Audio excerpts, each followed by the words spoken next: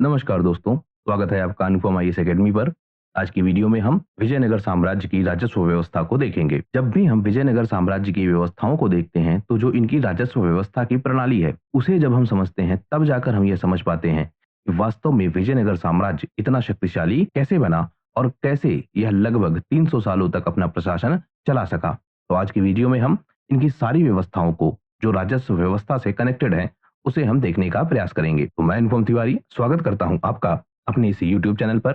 आइए देखें विजयनगर साम्राज्य को। जब इनकी व्यवस्थाओं को हम देखते हैं, तो हम यह पाते हैं कि टैक्स कलेक्शन की अलग अलग प्रणालियां हैं और अलग अलग स्तरों पर यह लागू है। इस टैक्स कलेक्शन की प्रणाली को समझने से पहले जो प्रशासन है, जिसकी चर्चा हमने पिछले वीडियो में की थी, उसे आपको समझना होगा और उसके बाद आप यह समझ पाएंगे या उसके बाद आप यह अंतर कर पाएंगे कि अलग-अलग स्तर पर अलग-अलग प्रणालियां क्यों थी। जैसे हमने बात की थी कि इनका जो प्रशासन है वह ग्राम, ग्राम के बाद जिला, जिला के बाद मंडल, मंडल के बाद प्रांत और अंत में साम्राज्य के रूप में बटा हुआ था। स्वायत्तता की बात करें तो जो ग्राम है, इसको ग्राम सभा की व्यवस्था द्वारा काफी हद तक स्वायत्तता मिली थी। वहीं जो जिला और मंडल है, यहाँ पर नायक नामक अधिकारी था और नायंकर व्यवस्था यहाँ चलती थी। उस व्यवस्था के तहत इनको काफी हद तक स्वायत्तता मिली थी। वहीं जो प्रांत हैं, प्रांत में भी बड़े स्तर के नायक और गवर्नर आपको मिलते हैं। इन्हें भी काफी हद तक स्वायत्तता मिली हुई थी। वहीं जो राजा का पद था, वह अपने आप में सर्वोच्च था, उसी का निर्णय अंतिम होता था। तो ग्राम स्तर पर भी स्वायत्तता है और बाकी जो स्तर हैं, इन पर भी स्वायत्तता है। ग्रामों में भी हमने देखा अलग अलग तरह के ग्राम हैं, जैसे ब्रह्मा देवग्राम, जो कि ब्राह्मणों का ग्राम है, या जिसे कहते थे अग्रहार ग्राम। ब्राह्मण बसाए जाते थे, अपनी व्यवस्थाओं को वह खुद देखते थे। इसी तरह से हमने देखा था कर्णिम ग्राम, जहां पर जो लेखाकार है, यानी अकाउंट सिस्टम से जुड़े लोग, उनको बसाया गया था, वह अपनी व्यवस्थाओं को देखते थे। मतलब विभाजीकरण था शक्तियों का और सब शक्तियां आपस में मिलकर साम्राज्य को चला रही थी, लेकिन सबका अपने अपने क्षेत्र पर अधिकार था। यह अंतर आपको इसलिए समझना होगा कि जो यह व्यवस्थाएं बनी हैं राजस्व की, इसमें आपको बहुत सारे नाम मिलेंगे और उन नामों में कंफ्यूजन ना हो, इसलिए आप यह समझे रहिएगा कि अलग अलग स्तर पर व्यवस्थाएं हैं और जिस तरह अलग अलग स्तर पर व्यवस्थाएं हैं, उसी तरीके से टैक्स कलेक्शन होगा और टैक्स कलेक्शन का जो नाम होगा, मतलब उस टैक्स का जो नाम होगा, वह नाम भी हमको स्तरों के आधार पर बढ़ता हुआ दिखेगा। तो यह पूरी व्यवस्था थी। अब हम देखते हैं कि इनकी टैक्स कलेक्शन की जो प्रणाली है, वह किस तरीके से काम करती है। सबसे पहले हम यह देखते हैं कि जो विजयनगर साम्राज्य है, वास्तव में इसका टैक्स कलेक्शन दो ही चीजों से होता था, या उस समय के जितने भी साम्राज्य होते थे, उनके टैक्स कलेक्शन का मुख्यतः दो ही स्रोत था। एक आपका कृषि, दूसरा आपका व्यापार। और व्यापार के क्षेत्र में हमने देखा कि जो हम्पी है, वह प्रमुख व्यापारिक केंद्र था। वहां पर बहुत सारी व्यापारिक बस्तियां बसाई गई थी और बहुत सारे बाजार भी हमको वहां पर दिखते हैं। विदेशी व्यापार, जिसमें अरब से व्यापार, पुर्तगाली व्यापारी, चीनी व्यापारी, यह सब भी हमको दिखते हैं। मतलब व्यापारिक बस्तियां इनके यहाँ बसी थी और बड़े स्तर पर व्यापार हो रहा था।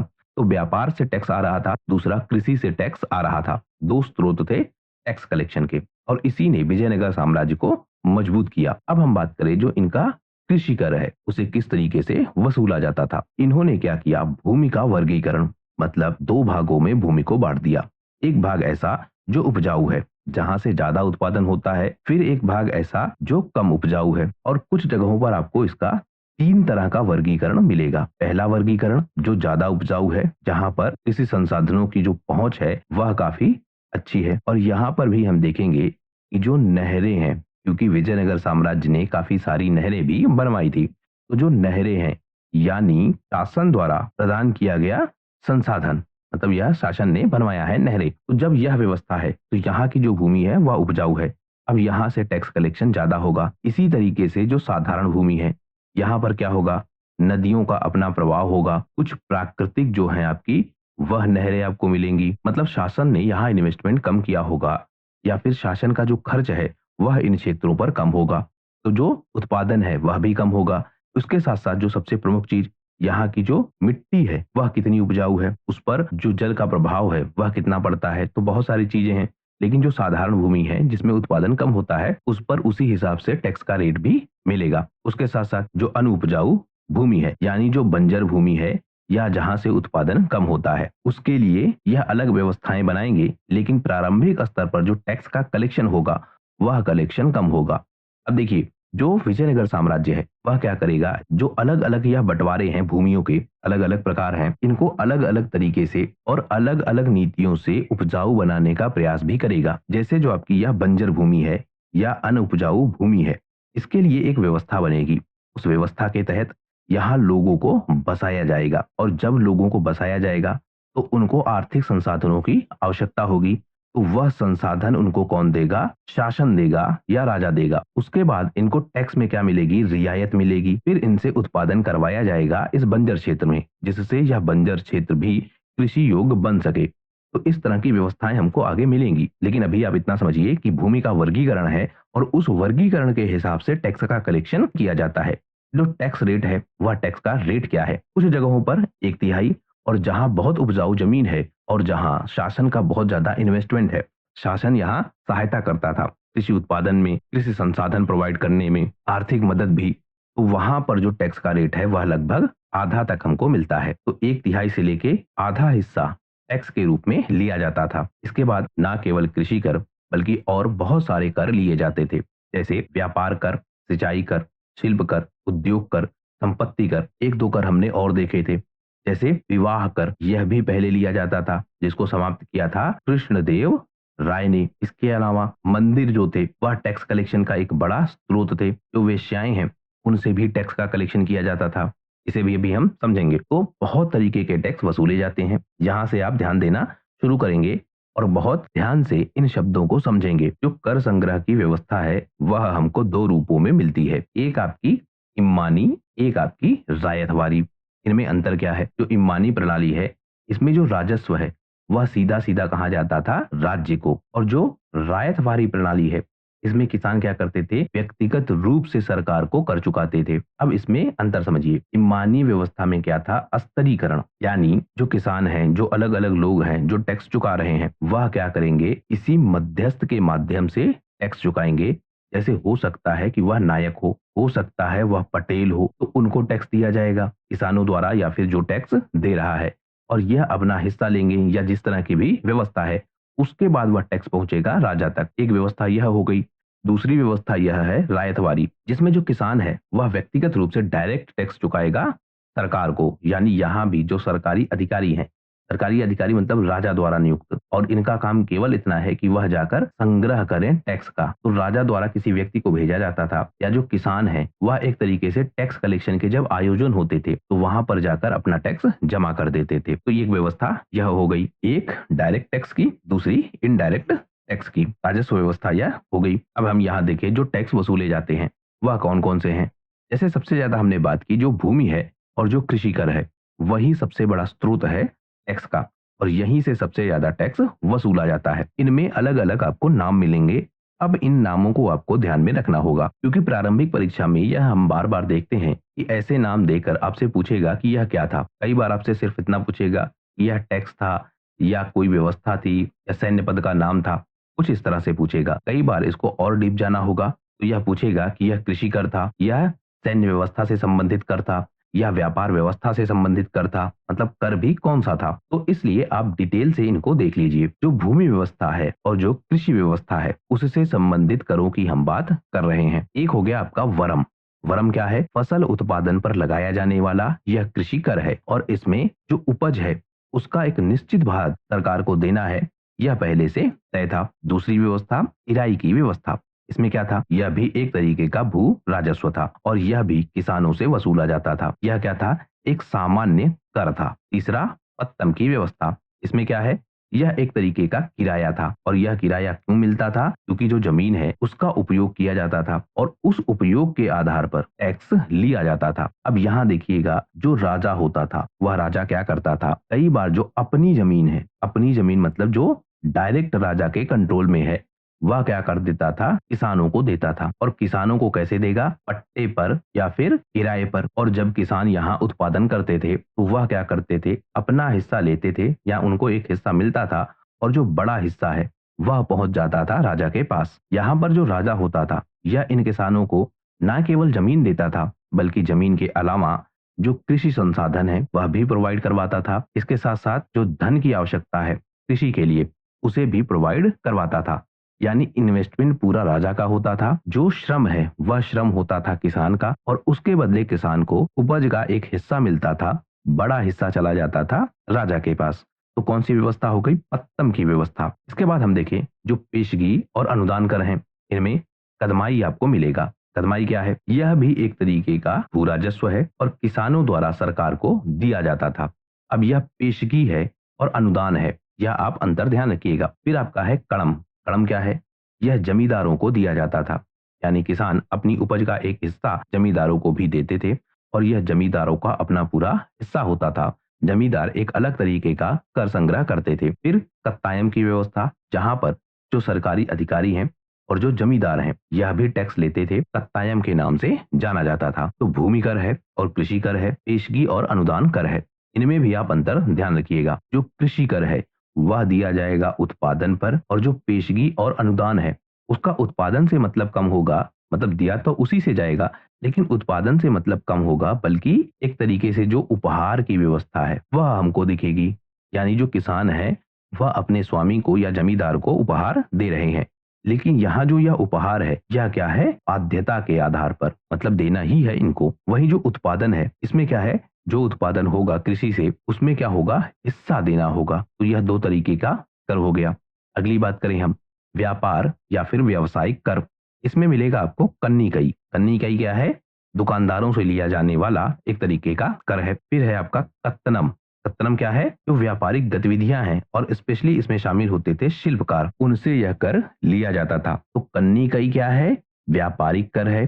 कत्तनम क्या है? जो शिल्पकार है उनसे लिए जाने वाला कर है। फिर आपका है भोग्गमुआरी। यह क्या है? जो उत्पादन होता है और जो बिक्री होती है उस पर जो टैक्स लगता है। अब यहाँ देखिए, जो सामान उत्पादित होंगे यानी जो द्वितीयक क्षेत्र है, आपने इकोनॉमी में पढ़ा होगा, एक आपका हो गया प्राथमिक क्षेत्र, एक आपका हो गया द्वितीयक क्षेत्र, और फिर तीसरा आपका हो गया सेवा क्षेत्र। तो जो द्वितीयक क्षेत्र है, जो प्रोडक्शन का क्षेत्र है, वहां से लिए जाने वाला यह कर है। कौन सा? भोग्गमुआरी। फिर आपका जो मंदिर है, धार्मिक संस्थान है, यह भी कर देते थे।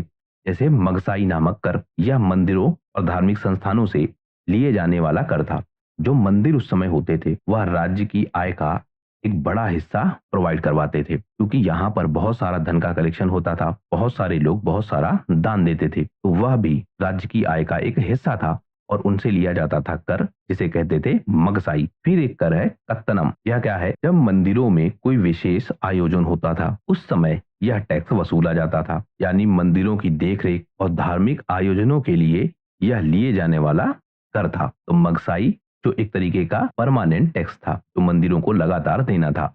वहीं जो कत्तनम है यह एक तरीके का विशेष कर है, जब किसी खास आयोजन के लिए लिया जाता था। तो दूसरा कर हो गया। आगे हम देखें, इन मुख्य करों के अलावा कुछ और कर भी लिए जाते थे, जैसे सेना के रखरखाव के लिए, सिंचाई की व्यवस्थाओं के लिए, उद्योग और दस्तकारी के विकास के लिए, और यातायात और परिवहन के विकास के लिए भी टैक्स वसूला जाता था। तो इस तरह यह सारे कर हो गए। लेकिन इसके अलावा भी कुछ कर और हैं, जैसे जो भिखारी हैं उनसे भी टैक्स वसूला जाता था। अब क्या होता था? जो आपके यह भिखारी थे यह मुख्यतः डिपेंड होते थे मंदिरों पर, और मंदिरों से यह अपनी आय प्राप्त करते थे। आज भी इस पर लेकर बहुत डिबेट है। तो ये भिखारी क्या करते थे? मंदिरों के बाहर भीख मांगकर अपना जीवन यापन करते थे। लेकिन विजयनगर साम्राज्य ने क्या कोशिश की कि जो यह भिखारी हैं यह भिक्षावृत्ति ना करे, यह भीख ना मांगे, बल्कि किसी प्रोडक्टिव वर्क में शामिल हो। तो इस बात से रोकने के लिए इन भिखारियों पर कर लगाया गया। तो भिखारियों पर भी कर लगता था कहाँ? विजयनगर साम्राज्य में।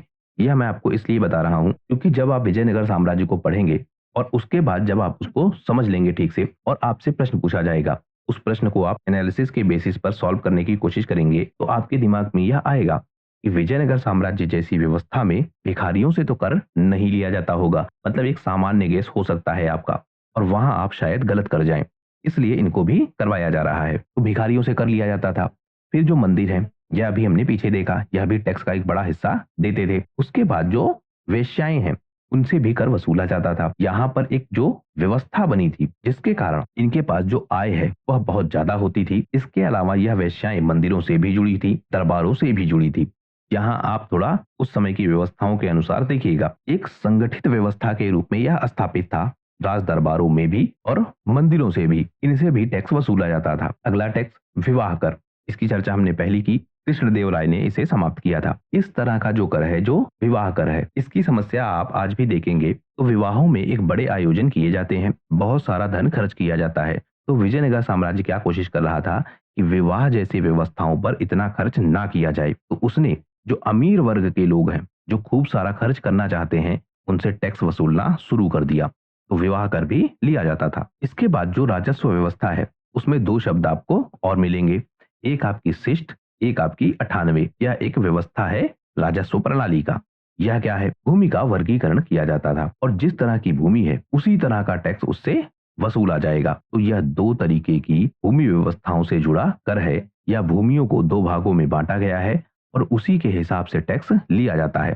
शिष्ट क्या है? यह कराधान मुक्त भूमि है, यानी ऐसी भूमि जिससे टैक्स नहीं लिया जाएगा। जैसे जो धार्मिक संस्थान है, ब्राह्मणों के आवास है या उनके जो गांव है, जो मंदिर हैं, मंदिरों से टैक्स लिया जाएगा। लेकिन इनमें भी कुछ मंदिर ऐसे होंगे, मतलब जो छोटे मंदिर होंगे, उनसे टैक्स नहीं लिया जाएगा, जिनकी आय काफी कम होगी। मंदिर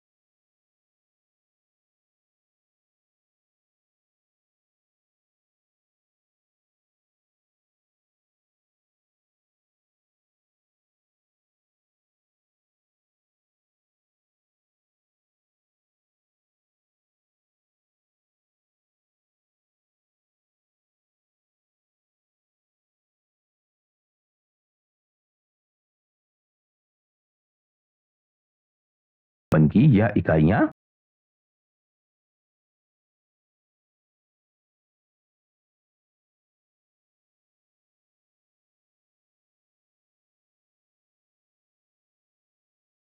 नहीं, राजा ने एक अलग व्यवस्था डेवलप की है। यह मापन की ही इकाई है, लेकिन यहाँ पैमाने उसे कहेंगे राम।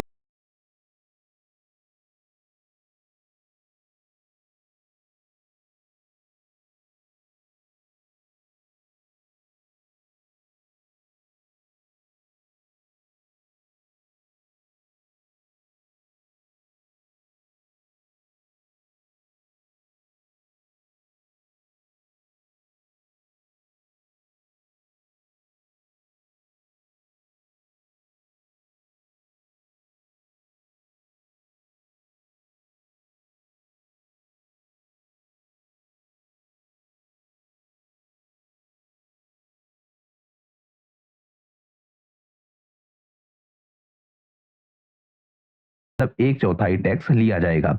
लेकिन उस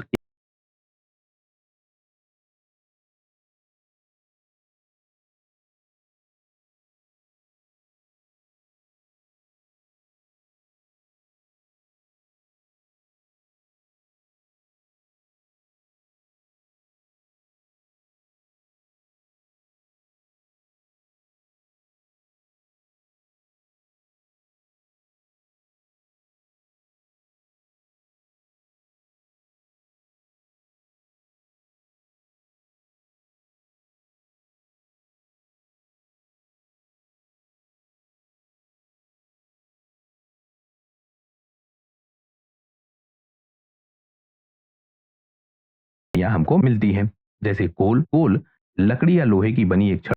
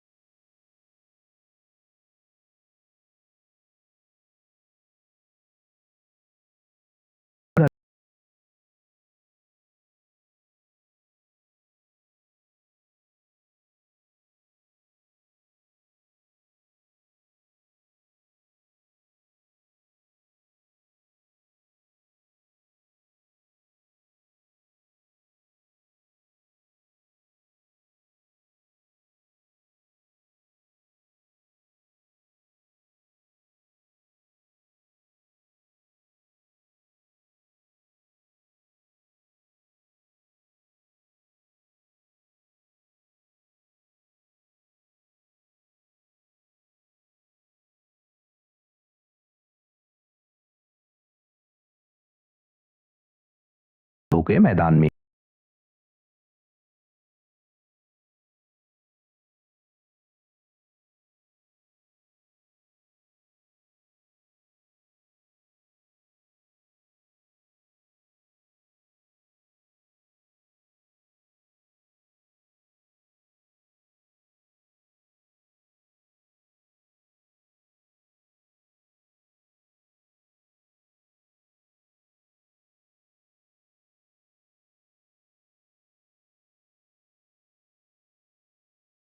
किया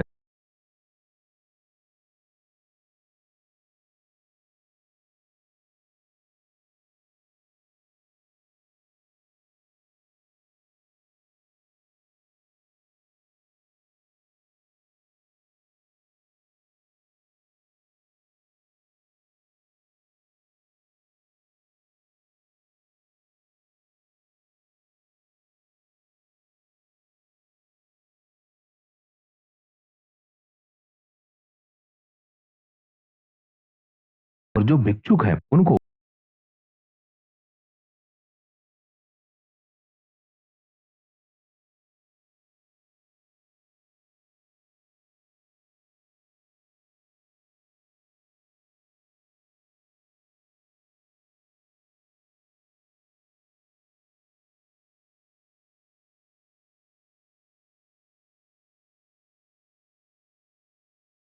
जैसे जो मुस्लिम समुदाय है वह भी यहाँ बड़ी मात्रा में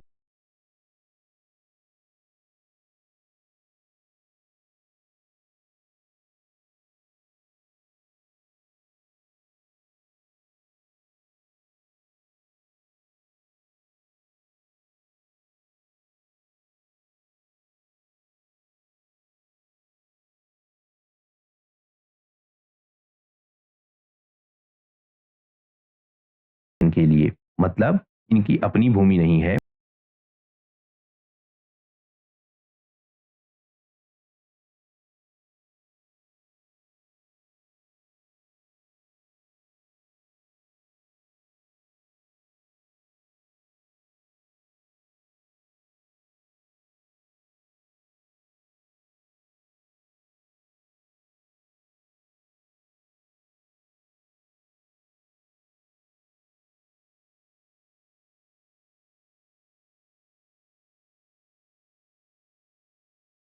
और इनसे टैक्स नहीं लेते थे। तो यह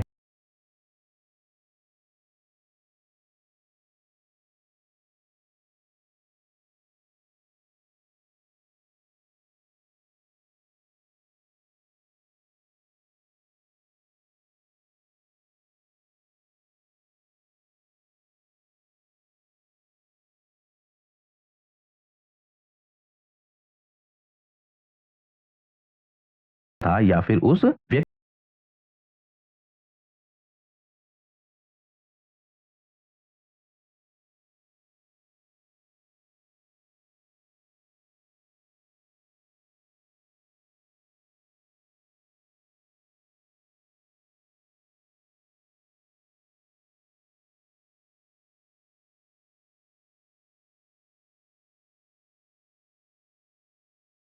उत्पादन कोई क्यों करेगा? उसके लिए क्या व्यवस्था थी?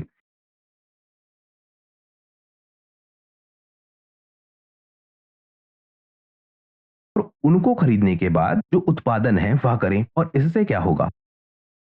उपजाऊ बन जाएगा। उसके साथ-साथ है वह भी व्यवस्थाओं में शामिल होंगे और उनको प्रोवाइड किए जाएँगे राजा द्वारा या फिर प्रशासनिक व्यवस्था द्वारा। ये व्यवस्था है जिसमें गरीब किसानों को सहायता दी जाती थी, कृषि उत्पादन में भाग ले सकें और राजा स्रोत बन सकें। तो यह व्यवस्था भी हम देख चुके हैं। आगे हम देखें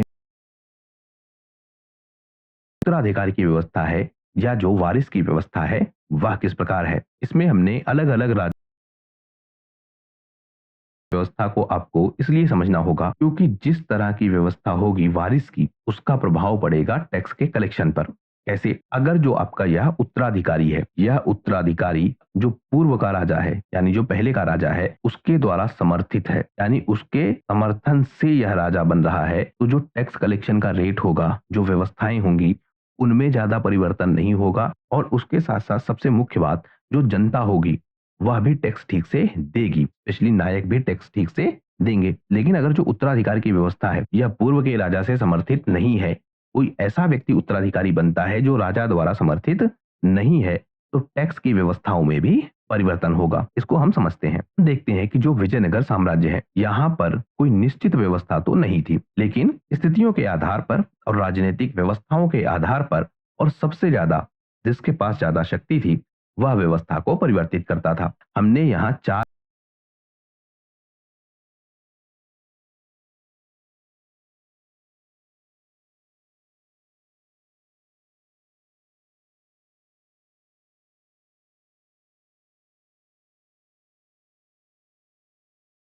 की मतलब ऐसे जो आपका संगम वंश हो गया, यहाँ पर हमने देखा हरिहर और बुक्का ने इसकी स्थापना की।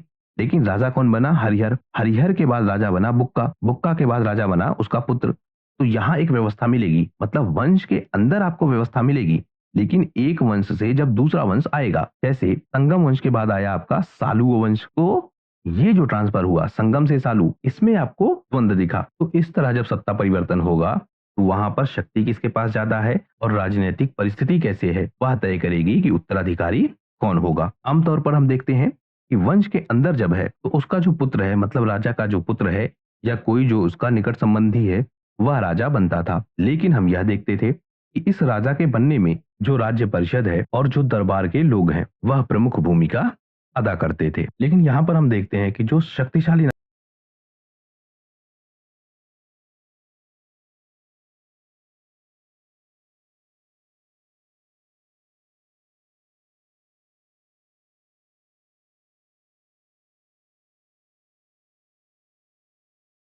अच्छा है, इस बात पर डिपेंड करेगा कि उत्तराधिकार की व्यवस्था कैसे चलेगी। कई बार सत्ता का संघर्ष दिखता है और जिसके पास ज्यादा शक्ति होती है वह सत्ता को हथिया लेता है। इन सत्ता संघर्षों में जो सैनिक हैं और जो सामंत हैं उनकी प्रमुख भूमिका होती थी। यह जिसको समर्थन देते थे उसका चयन होता था और जिसके अगेंस्ट हो जाते थे वह चयन से बाहर हो जाता था। और कई बार हमने यह भी देखा है कि जो यह नायक होते थे, शक्तिशाली नायक या फिर सेना के लोग, यही सत्ता पर अधिकार कर लेते हैं और एक नए वंश की स्थापना कर देते हैं। इसको हम और डिटेल से समझते हैं। जैसे हमने देखा संगम वंश की बात, जिसको 1336 में हरिहर और बुक्का ने स्थापित किया था। 1485 तक इसका शासनकाल चलता है और इनमें हम देखते हैं कि अंततः इनकी सत्ता को जो आपका सालुव वंश है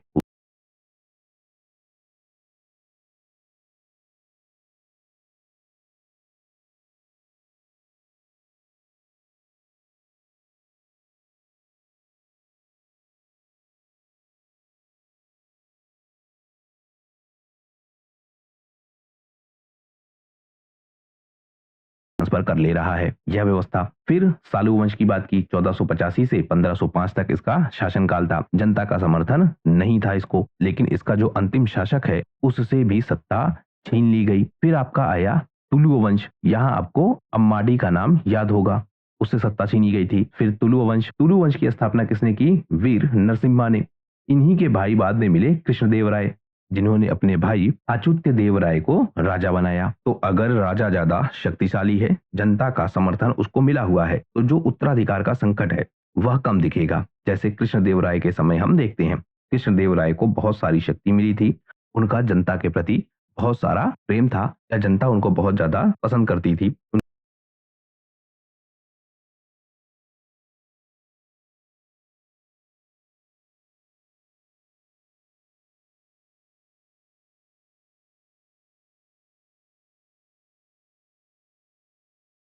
जब अच्युत देव राय की मृत्यु हुई, तो यह उत्तराधिकार का जो संकट है वह यहाँ पर प्रारंभ हो गया। अब यहाँ पर भी क्या हुआ, कई व्यक्ति यहाँ पर उभरने लगे। एक उभरा आपका रामा राय, जिसने सत्ता पर बहुत ज्यादा अधिकार स्थापित कर लिया, और उसका जो प्रभाव है वह बहुत ज्यादा दिखने लगा। यह था कौन? कृष्णदेव राय का दामाद। उसी तरीके से जो अच्युत देव राय है, इसका एक दामाद था सदाशिव, उसने अपनी सत्ता पर ज्यादा पकड़ मजबूत की। यानी जो ज्यादा प्रभावशाली है, इस बात की संभावना ज्यादा थी कि वही अगला उत्तराधिकारी बन सकता है, या अगले उत्तराधिकारी के चयन में उसका जो निर्णय है वही सबसे प्रमुख भूमिका रखता था। तो उत्तराधिकार की व्यवस्था में भी हम कई सारे उदाहरण देखते हैं। इसी तरीके से जो अरविंदु वंश है, जो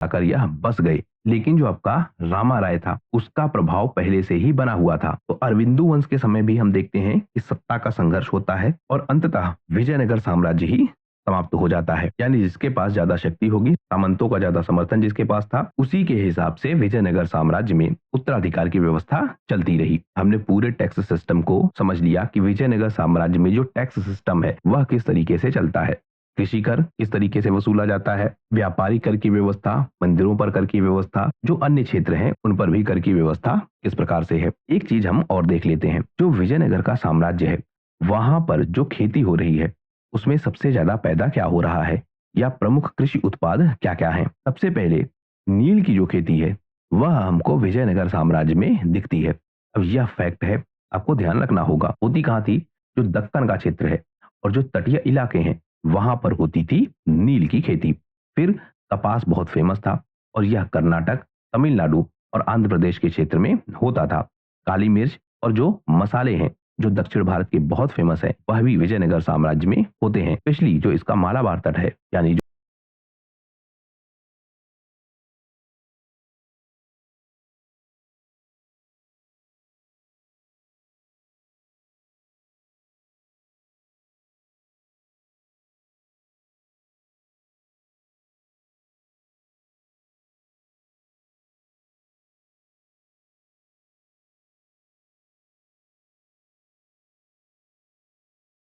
क्षेत्र और तमिलनाडु का क्षेत्र इसके लिए फेमस था।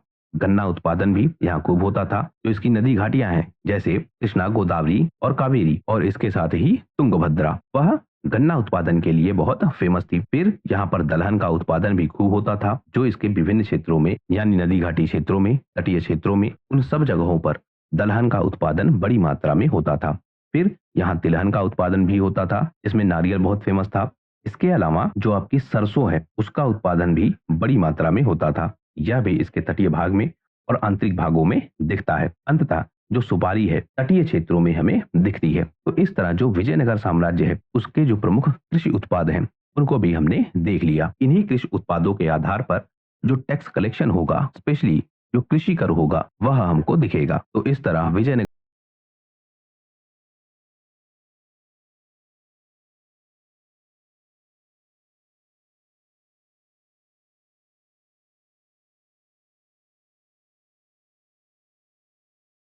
है वह किस प्रकार है उसे हमें समझना होगा, लेकिन उसे हम अगले वीडियो में समझेंगे। इस वीडियो में फिलहाल सिर्फ इतना ही।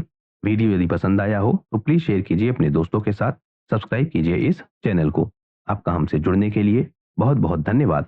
आपका दिन शुभ हो।